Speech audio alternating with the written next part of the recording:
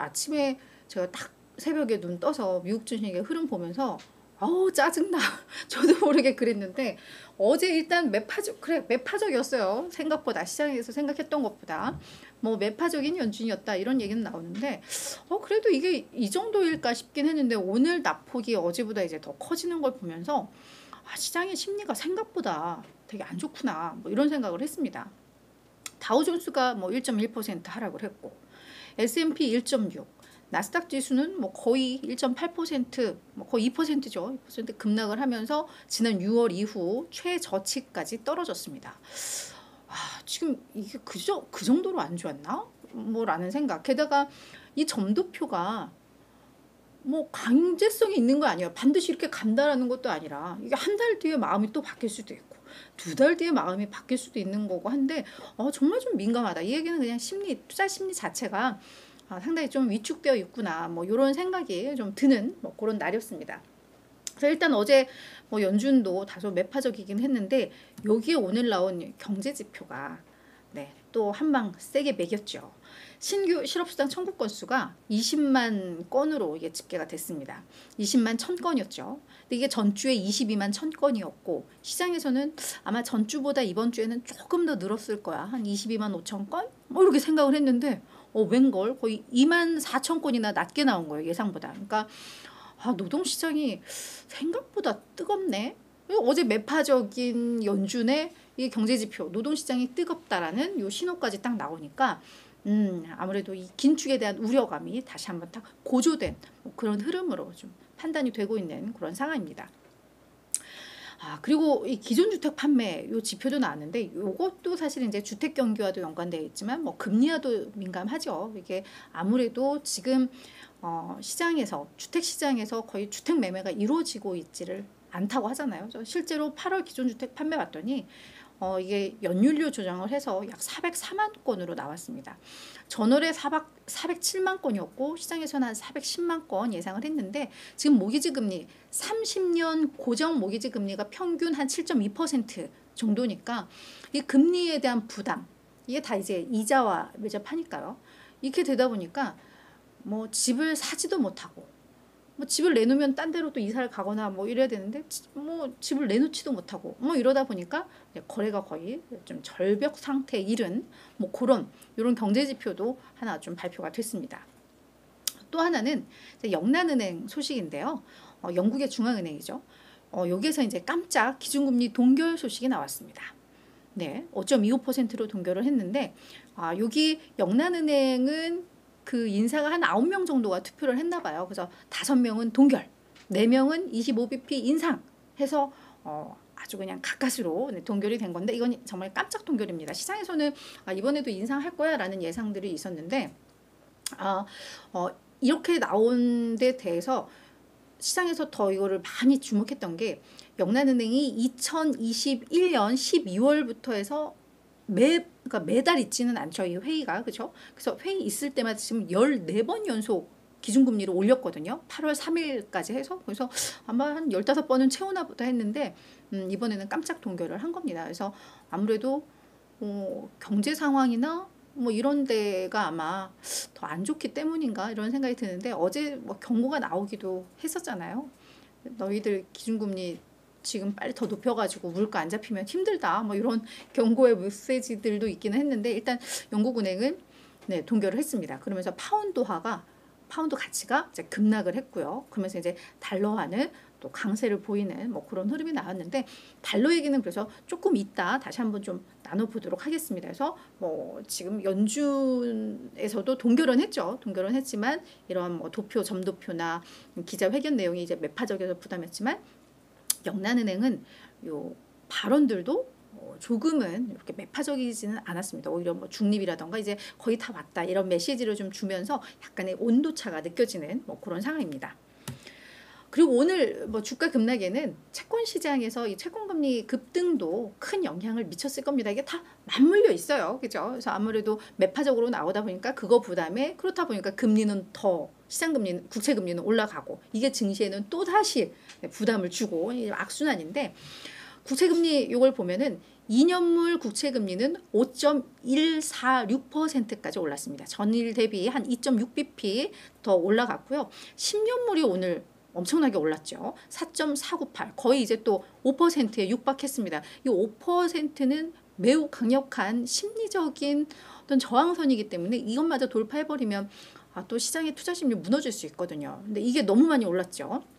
그래서 전일 대비 거의 뭐 15bp나 올라온 뭐 이런 상황입니다. 그래서 국채금리 자체가 오른 것도 부담인데 여기에 우리 또 원조 채권왕 이 빌 그로스 요 분이 이 채권 투자자들의 고통 아직 끝나지 않았다라고 또 발언을 했습니다.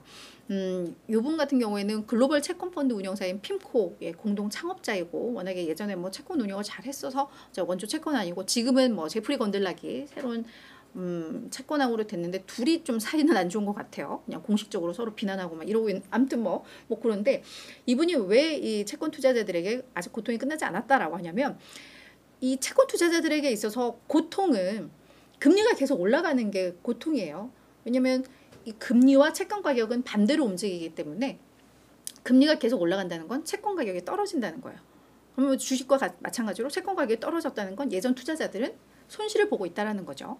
그래서 이게 고통이 끝나지 않았다라는 건 채권 가격은 더 떨어질 수 있고 금리는 더 오를 수 있다라고 사실 저희가 이해를 해야 되는 겁니다. 자, 그러면서 뭐라고 하냐면 국채와 회사채의 보유를 줄일 필요가 있다라고 이야기를 하고 있습니다. 아니 그래도 지금 그래도 금리의 정점이라고 생각하는데 그래서 이제 채권도 지금 바닥 아니야? 지금이 투자 기회 아니야? 라고 하는데 지금도 줄여라 라고 하는 거니까 사실 이건 좀 충격적이에요.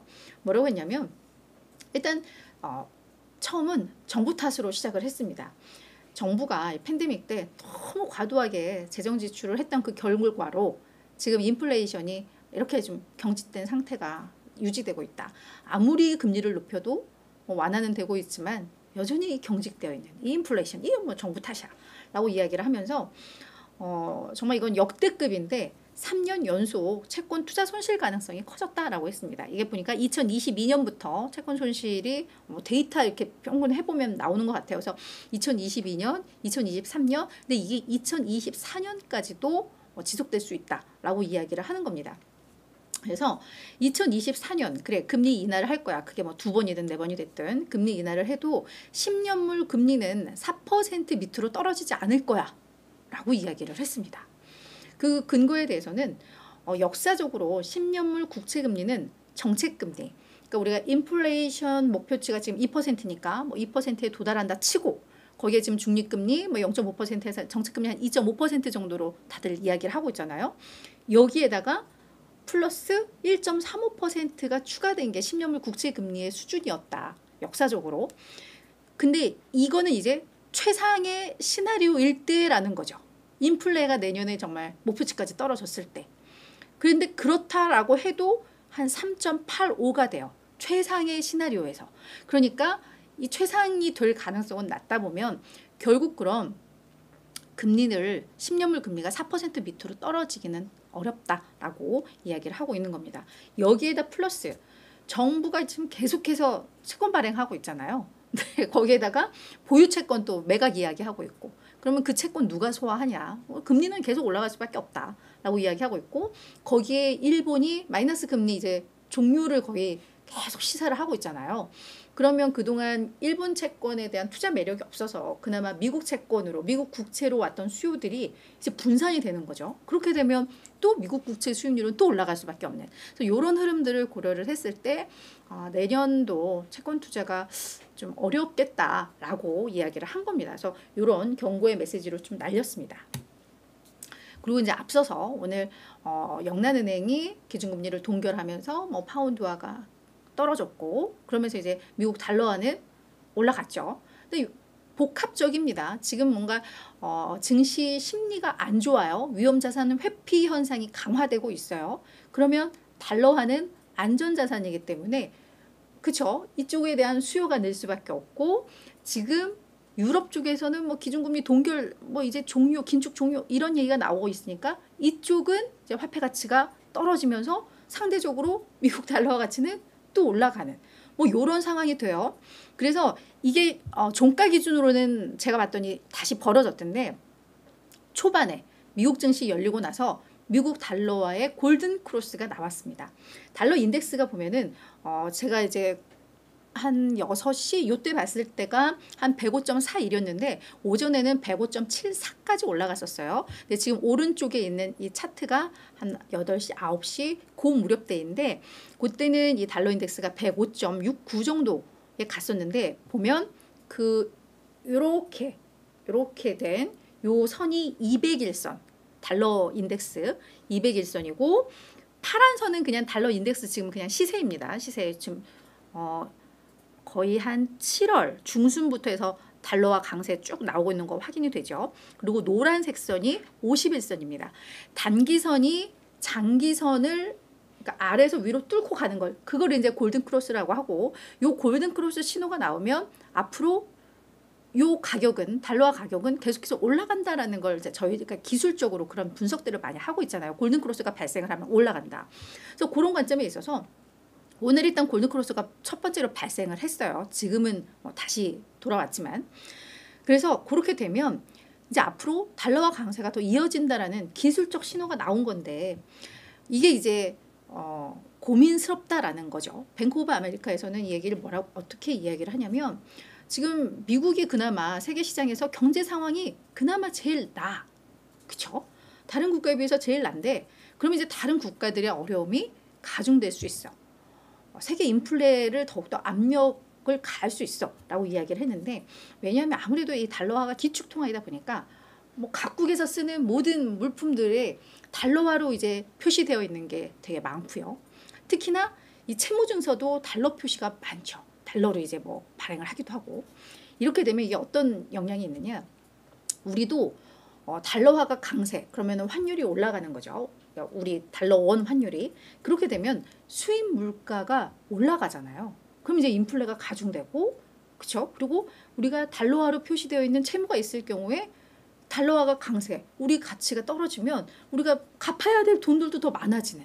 그래서 이게 세계 경제에 있어서도 다른 국가들의 더 어려움을 가중시킬 수 있다. 뭐 이런 분석도 좀 나왔습니다. 그래서 지금 이 달러화가 계속해서 강세를 보이면 이거 미국 증시뿐만 아니라 세계 금융시장에도 좀 악영향을 미칠 수 있고 이게 또 되게 중요한 핵심 요인이 될 수 있다는 말들이 좀 나오기 때문에 미국 달러화는 우리가 이렇게 계속해서 좀 체크를 해봐야 될 것 같습니다.